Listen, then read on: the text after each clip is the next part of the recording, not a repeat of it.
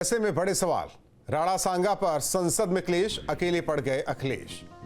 देश के नायकों पर घमासान, विपक्ष कर रहा आक्रांताओं का सम्मान। कांग्रेस कर रही देशभक्ति की बात, तुष्टीकरण के लिए छिड़ा विवाद। वोट बैंक का सवाल, माफी नहीं मांगेंगे रामजी लाल। इन्हीं सवालों के साथ मेहमानों से चर्चा।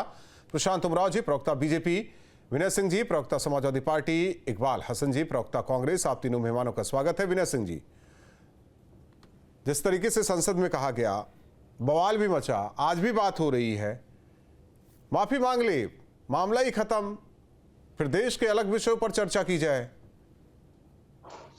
किस बात की माफी?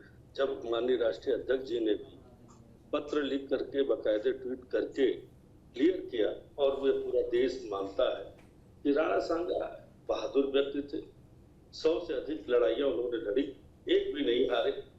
और राणा सांगा की वीरता पे, देशभक्ति पर कोई प्रश्न चिन्ह नहीं।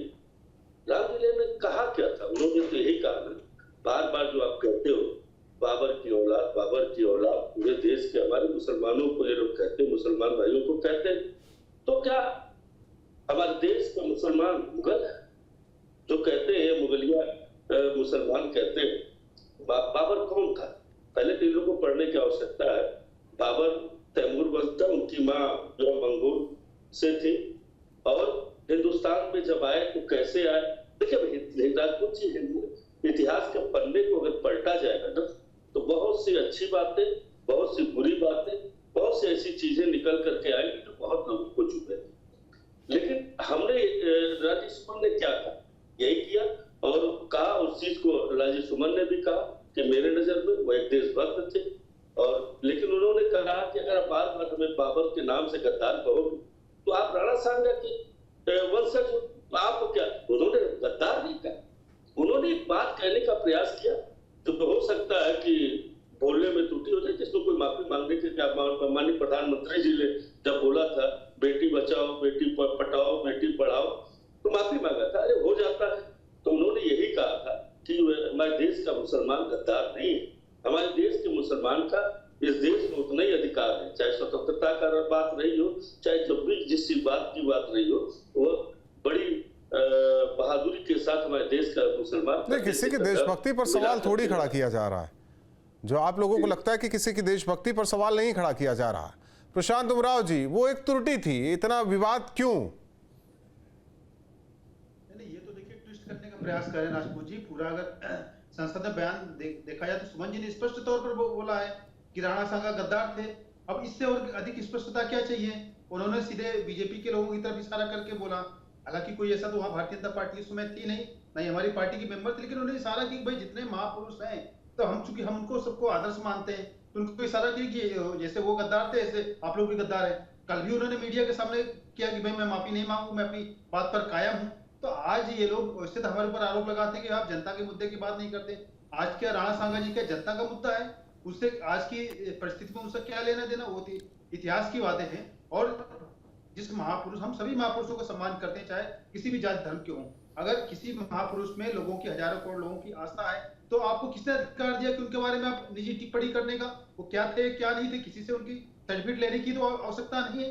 अब इतिहास अगर इस तरह मुलायम सिंह जी का भी बताने लगेंगे, अखिलेश यादव का भी इतिहास बताने लगेंगे, तो फिर तो बड़ी समस्या हो जाएगी ना, फिर इनको मिर्ची लग जाती है। आज क्योंकि समाजवादी पार्टी मुस्लिम तुष्टीकरण में इतनी गिर चुकी है, इनको पता है कोई हिंदू इनको वोट नहीं देगा, इसलिए इन्होंने कह रहे हैं प्रोटेस्ट करेंगे सुमन पर हमले का, लेकिन ईद के बाद करेंगे। इनको पता है कि कोई हिंदू जो है इनके प्रोटेस्ट में शामिल नहीं होने वाला। इनको पता है खाली मुसलमान ही इनका वोटर है, मुसलमान ही शामिल हो गए, इसलिए ईद का वोट कर रहे हैं। अब फिर ये मुसलमान युवाओं को भड़का करके उनसे धरना प्रदर्शन, हुड़दंग करवाएंगे, उनको मुकदमे करवाएंगे, उनकी कुर्की करवाएंगे। संभल में भी समाजवादी पार्टी ने यही किया। इनके सांसद नहीं, उनका एक सवाल है, इनका एक सवाल है, ये बार बार बाबर की औलाद क्यों कहते हैं?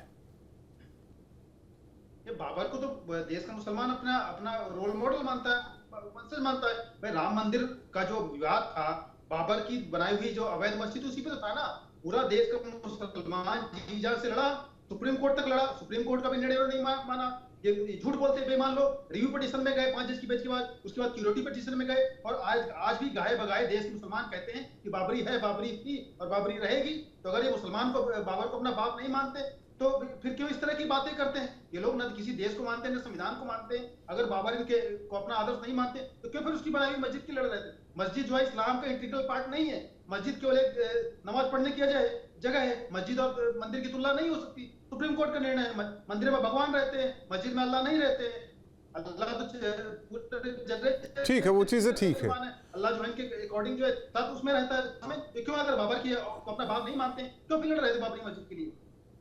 इकबाल हसन जी, देखिए समाजवादी पार्टी के सांसद की तरफ से ये बयान, और वाकई जनता के पैसे से संसद चलता है, प्रति सेकंड प्रति मिनट कितना खर्च होता है आप लोग बेहतर तरीके से जानते हैं, और वहां ये सब विवाद हो रहा है, ये सब मामला देश को लेकर आगे किस तरीके से बढ़े उसकी बात नहीं हो रही है।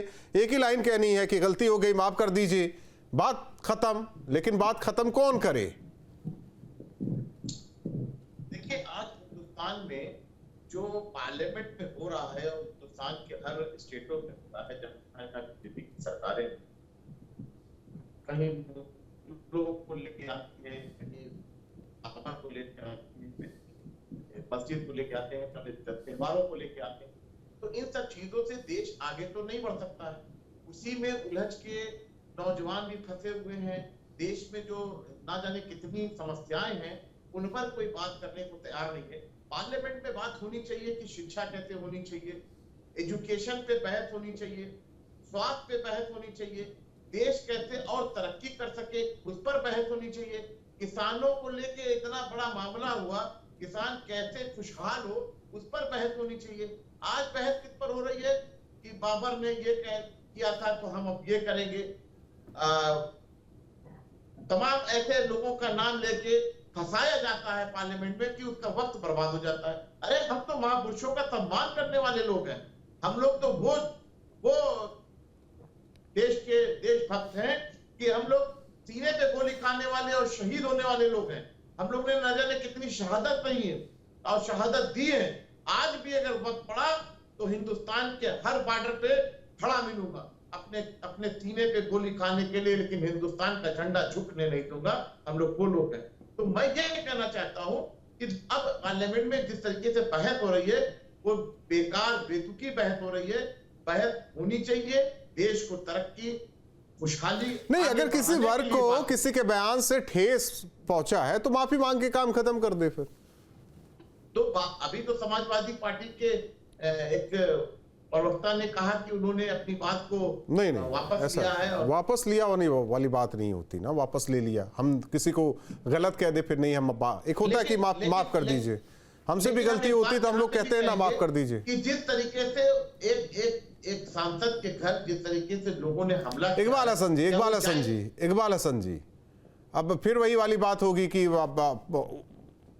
उठाना शुरू कर दे तो बातें होनी शुरू हो जाएगी कि खड़गे जी के परिवार पर किसने हमला किया था, उस टाइम क्या हुआ था, क्या सारी चीजें थी, कौन थे वो लोग, ये अलग चीज है। लेकिन आप जब है सामाजिक जीवन में ना, तोलो मोलो फिर बोलो वाली कहानी होनी चाहिए। लेकिन कहाँ है ये? आप इसको उससे ना जोड़िए ना, आप जिससे जोड़ना चाहते हैं कि जाति संघर्ष, इसे जाति संघर्षों से जोड़ना चाह रहे हैं आप। मैं एक कानून की बात कर रहा हूं कि आप किसी के वहां हमला नहीं कर सकते हैं, किसी की गाड़ी नहीं तोड़ सकते हैं, किसी का घर नहीं तोड़ सकते हैं। आप एक भीड़ इकट्ठा करके, हाँ, फ्रीडम ऑफ स्पीच, ये हमारे देश हमें ये संवैधानिक अधिकार देता है। हम किसी को कुछ भी भला बुरा कह सकते हैं। नहीं, भला बुरा क्यों कहेंगे? तमाम न्याय है, तमाम धाराएं हैं, आप उस पर अमल करें, आप उनके ऊपर नहीं, आप भी मानते हैं ना इकबाल जी, आप भी मानते हैं ना कि हर एक्शन का रिएक्शन होता है। हो गई चीजें, पुलिस अपना काम कर रही है, कानून व्यवस्था के तहत काम हो रहा है उसमें। नहीं, ये अगर ये नहीं रोका जाएगा तो आइंदा तो कहाँ हुआ, फिर कहाँ हुआ? पहले माफी मांग ले, काम खत्म हो जाए। मैं कह रहा हूं ये खराब मैसेज जा रहा है। तमाम खराब मैसेज तो देखिए इकबाल साहब, खराब मैसेज तो ये भी जा रहा है कि एक पक्ष को खुश करने के लिए दूसरे पक्ष के जो हीरो हैं, जो नायक हैं, उन्हें खलनायक बताया गया। ये मैसेज नहीं गया क्या समाज में? मैं तो वही मैं कह रहा हूं कि अगर जो भी लोग इस तरीके की हरकत या इस तरीके के शब्दों का उपयोग कर रहे हैं तो उनके खिलाफ न्यायपालिका सांसद है, आप समझ रहे हैं, सांसद हैं वो। जब वो ऐसी भाषा, तो उनके अनुयायी, उनके पार्टी में आस्था रखने वाले लोग वो क्या करेंगे, वो क्या कहेंगे? अरे भाई, बीजेपी के तमाम सांसद और तमाम मंत्रियों ने इस तरीके की भाषा इस्तेमाल की है कि हम दोबारा उसको इस्तेमाल नहीं कर सकते, ना बोल सकते। नहीं, वो तो आपके भी वो कर चुके हैं, लेकिन इस तरीके से नहीं होना चाहिए। विनय सिंह जी। राजपूत जी, मैं एक चीज पूछना चाह रहा था। अभी भी अपने प्रवक्ता बीजेपी की बात सुन रहा था। हमारे उत्तर प्रदेश के इस समय राज्यसभा सांसद और पूर्व में उप मुख्यमंत्री रहे माननीय दिनेश शर्मा जी, उन्होंने माता सीता को टेस्ट ट्यूब बेबी कहा था। अब आप उसमें उलझेंगे, फिर वो बोलेंगे कि आपके महासचिव ने आपके रामचरितमानस की प्रतियां जलाई, उसमें आप क्या कहेंगे? फिर वो कहेंगे कि कार सेवकों पर गोलियां चलाई, फिर इसमें उलझ जाएंगी ना चीजें। विनय सिंह जी। क्या कितनी माफी मांगी? इतनी बड़ी बात कहने के बाद भारतीय जनता पार्टी का दोहरा चरित्र है। देखिए, ठीक है, आप मानते दोहरा चरित्र है, तिहरा चरित्र है, जितने चेहरे हो उतना चरित्र है, हमसे नहीं लेना देना। एक चीज आप ही बता दीजिए, जो रामजी लाल सुमन ने बोला, भाई बाबर हीरो है या वाकई राणा सांगा हीरो है आप लोगों के लिए? मर्यादा पुरुषोत्तम भगवान राम किसके पुत्र थे? मैं आपसे सवाल कर रहा हूं, आप मुझसे सवाल कर रहे हैं। मैं भी तो आपसे पूछ रहा हूं, मर्यादा पुरुषोत्तम भगवान राम किसके पुत्र थे? आप मुझसे सवाल कर रहे हैं, मैं आपसे सवाल कर रहा हूं, उसका जवाब तो नहीं देंगे आप? नहीं, आप जो है बीजेपी की हर बात को जो है। मैं बीजेपी की हर बात को कहां कह रहा हूं? मैं आपसे सवाल कर रहा हूं, उसका जवाब दे दीजिए आप। सवाल का उत्तर सवाल नहीं होता। मैंने तो कहा ही है, राणा सांगा नायक थे इस देश के हीरो। अब बाबर, जिनके सेना में हर धर्म के बाबर हमने दोनों का नाम लिया। बाबर, देखिए बाबर, ये इतिहास में जब जाएंगे 1926 से लेकर 1927 के युद्ध नहीं, हम आप एक विनय जी, आपने बोला ना हीरो, राणा सांगा हीरो, एक शब्द आपने बोल दिया। वैसे बाबर के लिए एक शब्द बोल दीजिए आप। बोल तो नहीं, आक्रमण किया था, आक्रमणकारी था, उसमें कौन सा वो है? हमारे देश के मुसलमान। तो ठीक है, जब आप मानते हैं तो माफी मांगने में फिर क्या है? मान तो लिया प्रशांत उमराव जी की आक्रमणकारी बाबर, फिर वही चीज है। किस बात की माफी मांगे? जब हमने कहा नहीं, जो कि जब हमारे देश के गद्दार वर्ड है, वो पूरा सेंटेंस आपने सुना है रामजी लाल सुमन का? पूरा जो वाक्य है क्या कहा था उन्होंने?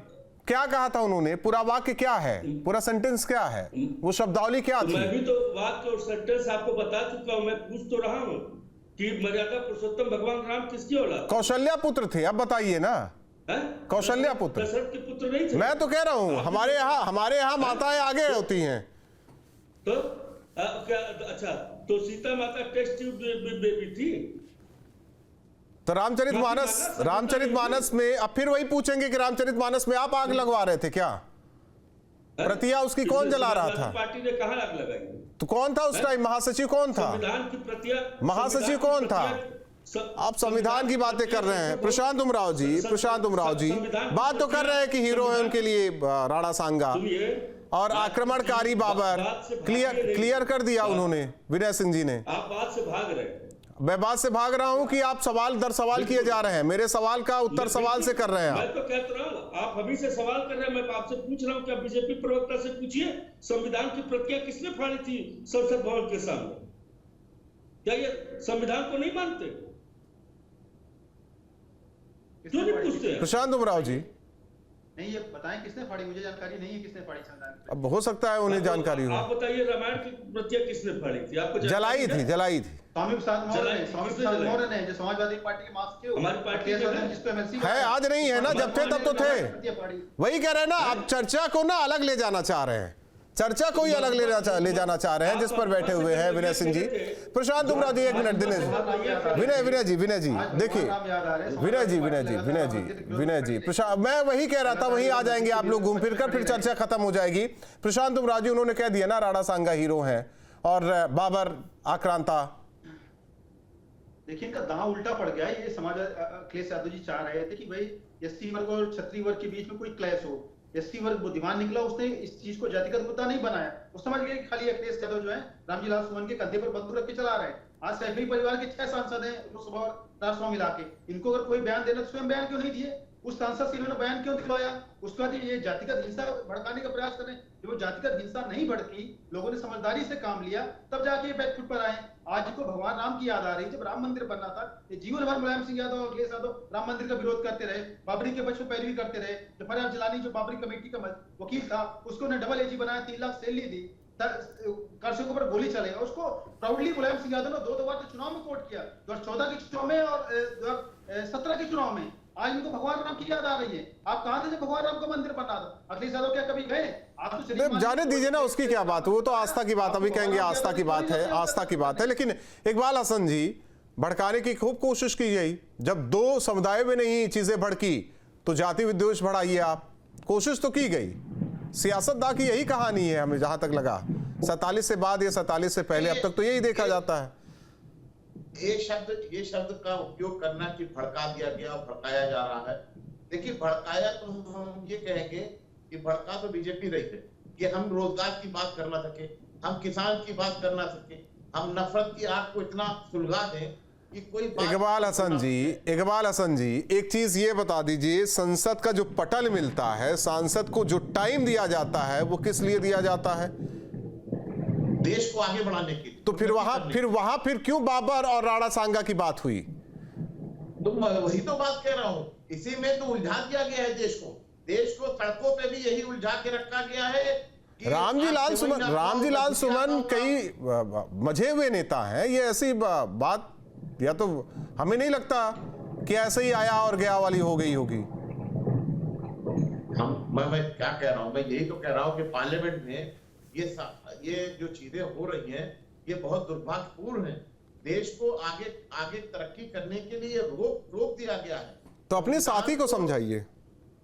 मैं कह रहा हूं, संविधान एक ऐसी चीज है जो संविधान से अगर देश चलता रहेगा तो देश में कभी कोई ऐसी अलगाववादी बातें नहीं होगी, ना नफरत फैल सकती। तो लोग जब संविधान को ही मानना बंद कर देंगे, छोड़ना छोड़ देंगे और अपनी बातें करने लगेंगे, तो देश के क्या हालात होगी? कमजोर होता जाएगा, फाइनेंशियली कमजोर हो जाएगा, तमाम ऐसी चीजें हैं, नफरत एकदम आग चरम सीमा पे आ जाएंगी। तो ये सब चीजों को बंद करना चाहिए, खत्म करना चाहिए। तो उन्हें समझाइए ना, जो आपके साथ वाले हैं, उन्हें बताइए कि नहीं, ऐसी चीजें ना कहिए, ऐसे बयानबाजी नहीं जिससे समाज में विघटन जैसी स्थिति पैदा हो। हमारे राष्ट्रीय अध्यक्ष माननीय खड़गे जी ने ये बात तो कही है कि हम महापुरुषों का सम्मान करते हैं। हम लोग महापुरुषों का नहीं, मैं साथी की बात कर रहा हूँ, साथी। भाई हम लोग तो देश इंडिया ब्लॉक बागीचा बनाना चाहते हैं, जिस बागीचे में सारे फूल लगा दिए जाए, और वो फूल लगाने का काम राहुल गांधी कर रहे हैं। मोहब्बत पैगाम फैलाना चाहते हैं, नफरत को मिटाना चाहते हैं राहुल गांधी। 47 के बाद से कांग्रेस यही तो कर रही है। बहुत बहुत धन्यवाद आप तीनों मेहमानों